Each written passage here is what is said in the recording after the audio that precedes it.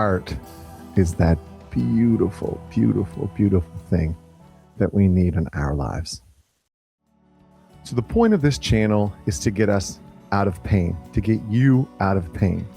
I was so unaware of the pain I was in for so long, and therefore causing others pain. And then when I became aware of it, I wanted others to get out of that pain. And the whole point of all of this work is to get out of the pain, not to get stuck in the muck. And I'll put a link to a video I made about that a couple months ago.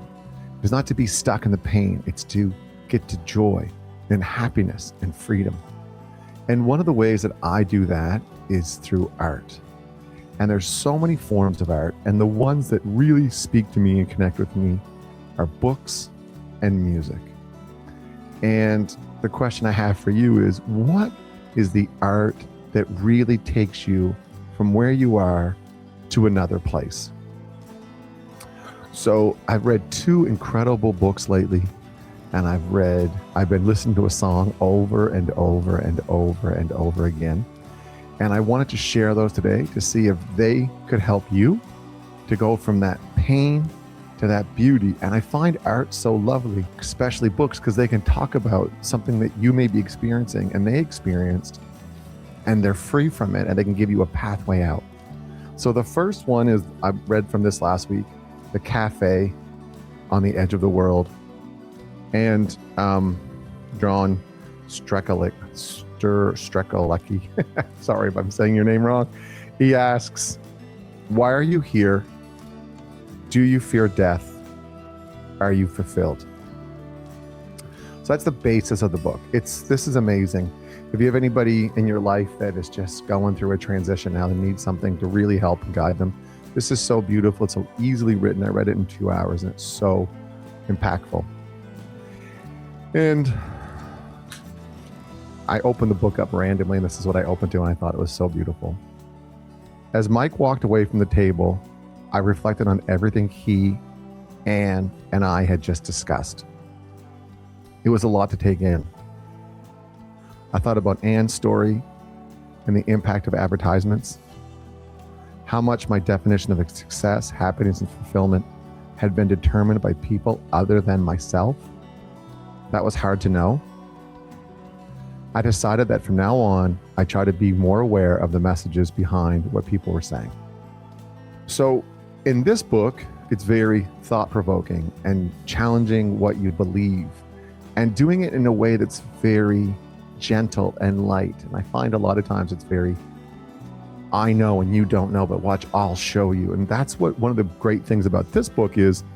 It's just revealing some stuff that you already know, or letting you become aware of.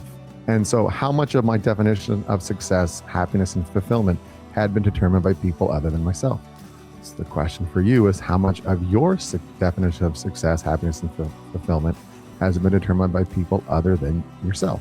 And then the end of the book, which I was talking about last week and talk about all the time, is that you can change it. You can reauthor it. That's the beautiful thing about becoming aware of all these things. You can become aware of it, and then you can change it. And then last week I was reading this book. Please, if you want to read a good book, but you're okay with crying like I did at the end, read this book, Theo Golden. It was so beautiful. I got some news that was unfortunate, a little tragic on Friday, and I was quite sad. And then I was finishing this book and I just wept. But I wept out of the beauty of life, and I haven't wept like that in so long. I've cried for other reasons, but this was just celebrating this beautiful piece of art that had been put in the world by Alan Levy, and this incredible book. It was so good that I went to Chapters, the bookstore here in Halifax, and thanked the lady who recommended it to me, because it was that profound. It was so beautiful. So if you want to feel good and you want to have a great read and maybe cry at the end like I did, read this. So again, I just opened this up randomly, and this is the part I opened to. This is when an artist is lamenting to a friend of his how sad he is that he hasn't been successful, and he hasn't become a famous artist. and he just has to, not work hand to mouth, but he hasn't had the success that he had envisioned as a 20-year-old, and now he's in his 50s.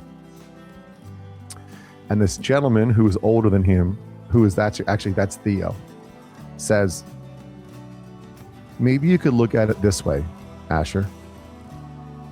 If your expectations had worked out as you'd hoped, I would have been denied a great gift. I would have never had the pleasure of buying the portraits, of having meals with the subjects, of finding the people and meeting them at the Feder. I would have never had the chance to tell them something good and true about themselves. Some wonderful conversations would have been unspoken. And this, I think, is beautiful because it's perspective. Because we think everything should be one way. But this book couldn't have been written, and the story wouldn't have worked if this artist had have been successful. So I think oftentimes we think things should be a certain way, but they actually turn out the way they are for the best of everyone, even when there's pain. And that goes back to what my original premise of the channel is, we're going to be in pain. This is not about denying the negative of the world. It's not that at all. There's negative, okay? The black dog comes and visits. That's true. And then welcome the black dog and learn the lessons, and then go forward, move up, move onwards, not dwelling on the negative. But there's so much misery in the world. We can spend all our lives focusing on that. That's not the point of this. It's okay. What can I do now? And that's so beautiful about the back of this book. Why are you here? Do you fear death? Are you fulfilled? I mean, those are questions you could answer every day for the rest of your life. But ultimately, it's to live with that joy, which is incredible. And I was reading in Patanjali Yoga Sutras the other day, the interpretation by Gurudev Sri Sri Ravi Shankar. And he was saying discipline is to bring us joy. We don't just have discipline just for no point at all. We do it for joy. And it's just so beautiful. Like, I can just look around my office here, and there's so many books and so many words and so much art. And it's just amazing because it can just, the learning I realized this week never ends. And that's why I'm going to always keep learning. And I just feel so lucky. And then music is one where it just transcends and goes to these other places. And I was actually lucky enough to be at the Tema Foundation. If you ever want to be inspired, look up the Tema Foundation and Dr. Howard.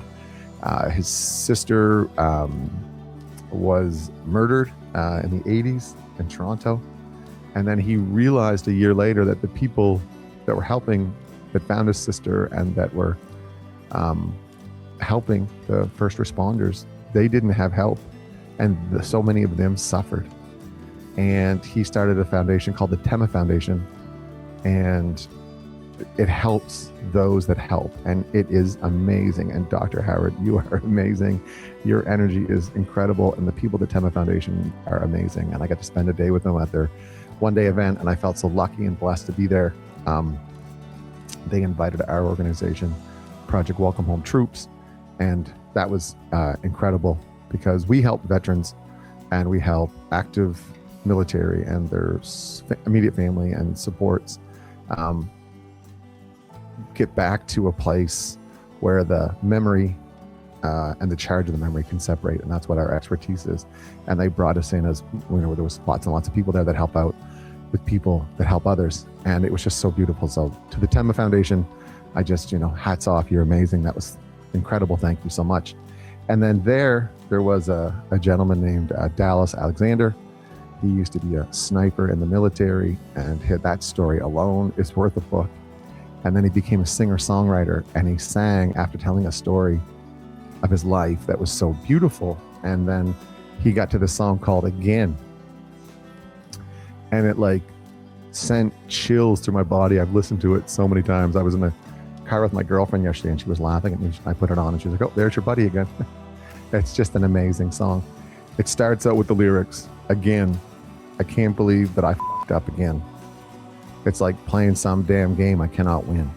And it starts out so heavy, and you could just feel it, I can't win. I can't win. I'm playing a game I can't win. And he sings, and he takes the song, goes on this beautiful journey. And then it finishes, and he says, "Again, but I'm going to get up and try again, going to keep on going so I can show them you don't have to be who you used to be. And that was like, you don't have to be who you used to be. And that's like, you can, like, this is what this book says, you can reauthor your story, you know? And then this is like, sometimes you don't even understand what your story is. So you want to change it, but then you don't even know what it is. And that's why it's so beautiful when we're open to something bigger than ourselves. It's just, that's what I find art does, just opens me up to the beauties of the world. And often from that pain becomes that beauty. So the question for you is, what art helps you find that beauty? And where do you find that beauty? So I'll put a link in the, like at the end of the video to that, get out of the muck, because that's, we're not doing all this to stay in the muck, it's to get out of that and be free of it and live with joy and love and kindness and patience and all those beautiful things, and be light unto ourselves, and if we can, one other person, and then a few other people if we can. If anybody wants to talk more, I'll put a link in for a virtual coffee. But just think to yourselves, like, what art uplifts me? And, you know, have a quiet moment of thanks to those artists. So to all the artists out there, thank you so much. Thanks everybody for watching. Have a nice day.